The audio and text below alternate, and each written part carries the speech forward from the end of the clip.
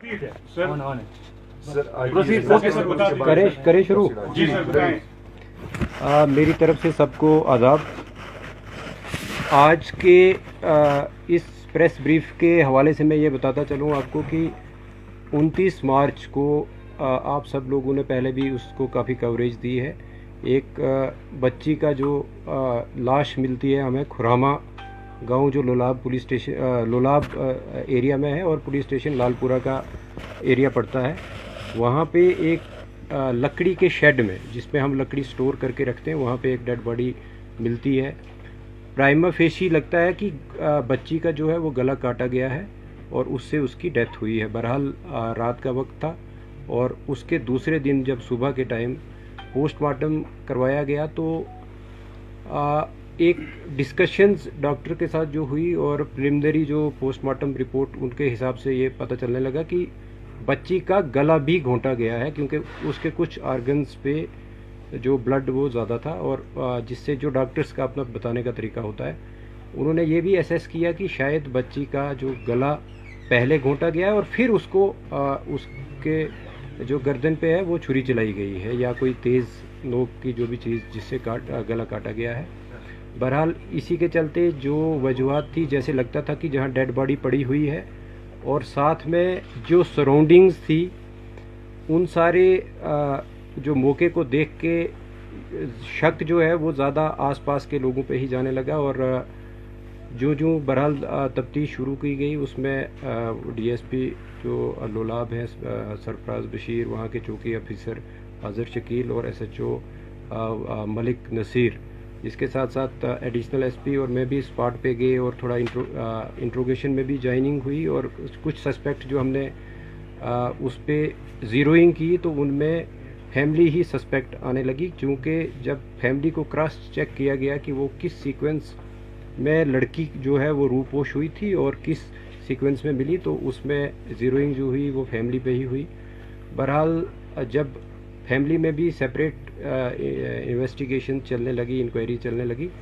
तो लड़की का बाप जिसका नाम मोहम्मद इकबाल खटाना है वो हमारा प्राइम सस्पेक्ट लेके उसमें तफ्तीश में आने लगा और जब उसको अच्छे तरीके से जब क्रॉस क्वेश्चनिंग और बाकी तफ्तीश के जो जितने भी मवाद हमारे पास थे उनसे जब कन्फ्रंट किया गया तो उसने कन्फेस किया कि इस छोटी बच्ची जो कि मोहम्मद इकबाल की ही बच्ची है उसका जो मर्डर है वो उसने खुद किया है, बाप ने किया है और उसको हमने हिरासत में भी फॉर्मली अरेस्ट किया। और ये कहानी निकल के आई कि चूँकि ये जो इकबाल जो है अपनी बीवी से पिछले 1 साल से इनके बीच जो काफ़ी पर्सनल इश्यूज़ को लेके लड़ाई होती रहती थी, मैं तू भी होता रहता था, इवन फिज़िकल असाल्ट भी होता रहता था। इसी शाम को जब 29 तारीख को जब इकबाल चूँकि पेशे से एक ड्राइवर है, गाड़ी चलाता है सोमो, वो घर लगभग 4:15 बजे के करीब जब घर आया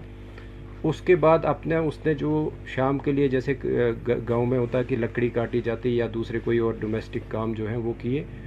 और जब 6 बजे के आसपास काम ख़त्म करके फिर अपने घर में पहुंचा तो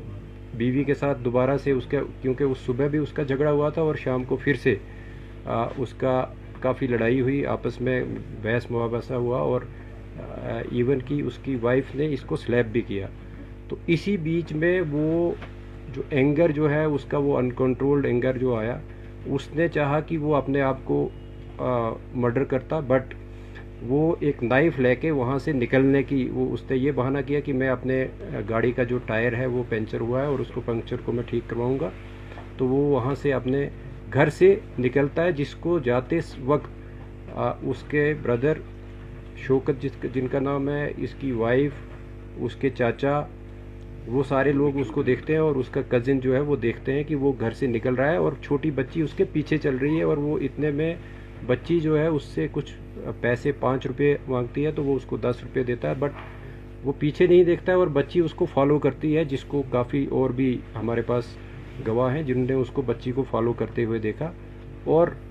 वो गाड़ी में ही बच्ची जो है इकबाल के साथ बैठ गई। इसके बाद वो हार्डन की तरफ आया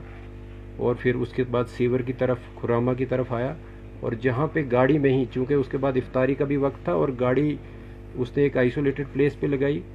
जब देखा कि लोग जो है वो चूँकि इफ्तार के बाद रश भी कम हो जाता है, आजकल तरावी का वक्त होता है, और जो ही तरावी के लिए लोग निकल पड़े, तो उसने ये सोचा कि लड़की मेरे साथ है, अगर मैंने भी अपने आप को ख़त्म करना है तो इसका क्या करूं। और वो जो आउट ऑफ रेज जो है वो पहले बच्ची का गला घोंटा, और बच्ची जो है उसकी डेथ जो है उसी में हो गई। और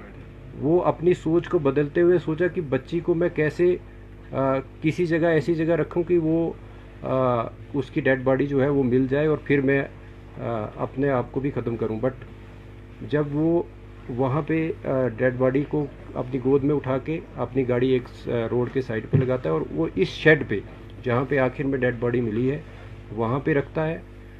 वहाँ पे चूँकि इसने पहले ही अपने आप को ख़त्म करने के लिए एक चाकू जो है अपने घर से लिया था, और उससे फिर अपने इस जो जुर्म को वो दूसरा रुख देने के लिए, ताकि इसका शक जो है दूसरे लोगों पे भी जाए, और वहाँ पे शेड में जो है वो अब इस बच्ची की डेड बॉडी को रख के उसके बाद इसका गला काटता है। और जिस मिकदार में अदरवाइज़ एक ज़िंदा आदमी का ब्लड निकलना चाहिए उतना नहीं उससे निकलता, वो हमने मौके पे भी देखा है। उसके बाद ये चाकू को धो के और अपने पास रख के फिर जाके अपनी गाड़ी को लाके हिज़्ब मामूल जहाँ पे ये गाड़ी को रखता था वहाँ पे ही गाड़ी को दोबारा पार्क करके जब घर जाता है, उसके बाद ही घर वाले इसको पूछना शुरू होते हैं कि बच्ची आपके साथ गई थी और बच्ची कहाँ पे है। तो वो ये बहाना बोलता है कि बच्ची मेरे साथ नहीं थी। अलबत्ता चूँकि 3-4 लोग जो मैंने पहले भी जिक्र किया कि जिन्होंने उसके फॉलो करते हुए देखा था बच्ची को,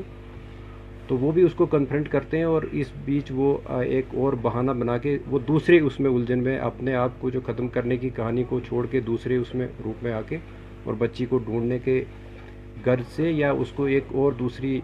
रूपोश वाली जो भी मोड़ देने के गर्ज से वो थाना में पहुंचता है, और वहाँ पे अपनी रिपोर्ट जो है वो दर्ज करवाता है कि मेरी बच्ची गायब है। लेकिन जिस बीच वो रिपोर्ट करने के लिए आ रहा होता है उसी बीच जब उसके घर वाले या दूसरे मोहल्ले वाले बच्ची को ढूंढ रहे होते हैं, मस्जिद से भी अनाउंसमेंट की जाती है, और उसकी वाइफ को ये बच्ची इस शेड में स्पॉट होती है डेड हालात में। तो वहाँ से फिर बच्ची को बरामद करके वो फिर से जो मैंने पहले शुरुआत में की कि बच्ची को किस तरीके से फिर उसका पोस्टमार्टम किया गया और बाकी जो सारी कार्रवाई मुकम्मल की गई। अभी तक की तफ्तीश में सिर्फ मोहम्मद इकबाल ही एक वाहिद सस्पेक्ट जो वाहिद मुलजिम जो है वो सामने उभर के आया, ट्रांसपायर हुआ है इन्वेस्टिगेशन में, और उसी को गिरफ़्तार भी किया गया है। जिस चाकू से उसने बच्ची का गला काटा था वो भी उसने फिर किचन में एक और मखसूस जगह पे छुपा के रखा था, वो भी बरामद किया गया है। इसके साथ साथ उसके कपड़े जिन पे जो उसके कफ्स होते हैं कॉलर, ये जो बाजू के, उनसे भी ब्लड जो स्टेन्स मिले हैं और उनको भी सीज़ किया गया है। और जहाँ जहाँ पे वो रुका है और जिस तरीके से हमने टेक्निकल जो एविडेंस को कलेक्ट किया है वो बिल्कुल कॉरोबरेट होता है कि वो कहाँ कहाँ गया था और किस किस कौन कौन सा उसका मूवमेंट पैटर्न रहा है, वो भी सारा इस्टेब्लिश हुआ है। बहरहाल जो तफ्तीश अभी तक हुई थी, और मुझे लगता है कि यहाँ तक ही हमारी तफ्तीश जो है, अब इसको सिर्फ जो बाकी लीगल प्रोसीजर्स हैं वो हमने पूरे करने हैं, और जो इकबाल है उसको गिरफ्तार किया गया है। सर, इस साजिश में और कोई अरेस्ट हो सकता है? क्योंकि जिस तरह से डोमेस्टिक मियाँ बीवी की लड़ाई जो है वो मुझे लगता है थोड़ी बहुत नोक झोंक, बड़े लेवल की नोक झोंक हर जगह होती है। बहरहाल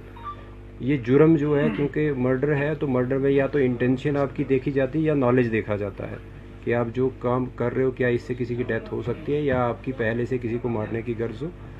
तो चूँकि इकबाल ने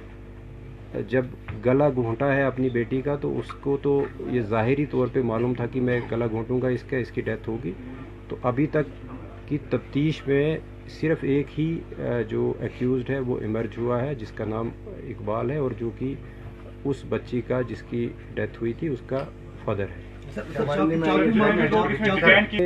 मैं ज़्यादा नहीं बता सकता कि ड्रग एडिक्ट था या नहीं था, बट चर्स वगैरह पीता हो तो उसका हम नहीं कह सकते हैं। बट जो सिंथेटिक ड्रग्स वगैरह के हवाले से टेस्ट भी करवाया गया है, उसमें कुछ नहीं ऐसा आया है। क्या सर पुलिस के पास